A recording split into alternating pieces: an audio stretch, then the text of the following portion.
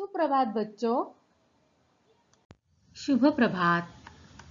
विषय संस्कृत, प्रभातम बुक 2 से लिया गया चतुर्थ पाठ संस्कृतेषु दश पुष्पाणाम नामानि, यानी संस्कृत में 10 यानी 10 फ्लावर्स के नेम आज मैं यहाँ पे कक्षा 4 के लिए समझाने वाली हूँ। चतुर्थः पाठः संस्कृतेषु दश पुष्पाणाम नामानि। इसका हिंदी अर्थ है संस्कृत में 10 फ्लावर्स के name, 10 flowers name in Sanskrit. आज हम इस पाठ के माध्यम से 10 अलग अलग फ्लावर्स को संस्कृत में क्या कहते हैं वह पढ़ने वाले हैं। हिंदी में कुमुदिनी तो हम इसे संस्कृत में कमलिनी कहते हैं और इंग्लिश में हम इसे लिली फ्लावर कहते हैं।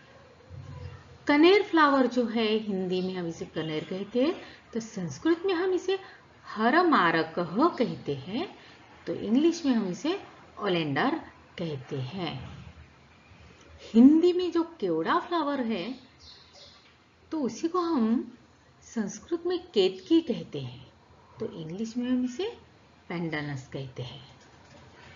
गुड़हल का जो फ्लावर है हम इसे क्या कहते हैं, हिंदी में तो गुड़हल तो कहा ही जाता है, पर संस्कृत में हम इसे जपा पुष्पम कहते हैं, तो इंग्लिश में हम इसे हिबिस्कस कहते हैं।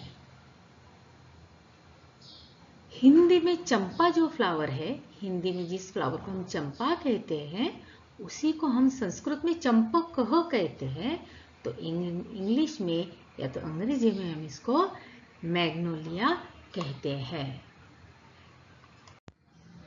हिंदी में कमल तो संस्कृत में हम इसे कमलेन कहते हैं, जिसे अंग्रेजी में हम लोटस कहते हैं।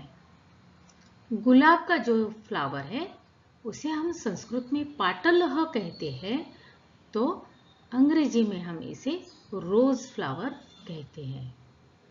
हिंदी में गेंदे का फूल कहते हैं हम इसे, तो हम इसी फ्लावर को संस्कृत में गंध पुष्पम कहते हैं, तो अंग्रेजी में हम इसे मैरीगोल्ड कहते हैं। हिंदी में जो चमेली है फ्लावर है, चमेली फ्लावर को ही हम संस्कृत में मालती पुष्पम कहते हैं, तो इंग्लिश में हम इसे जैस्मिन फ्लावर कहते हैं।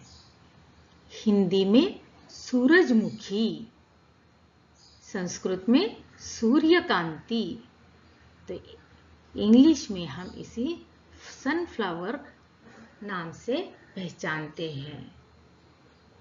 तो देखा बच्चों, आज हमने सिर्फ संस्कृत ही नहीं, हम हिंदी, इंग्लिश एंड संस्कृत में तीनों लैंग्वेज में, तीनों भाषाओं में इन 10 फ्लावर्स को किस नाम से बोला जाता है, किस नाम से हम इन फ्लावर्स को पहचानते हैं, ये आज हम इस पाठ के माध्यम से पढ़ चुके हैं। धन्यवाद।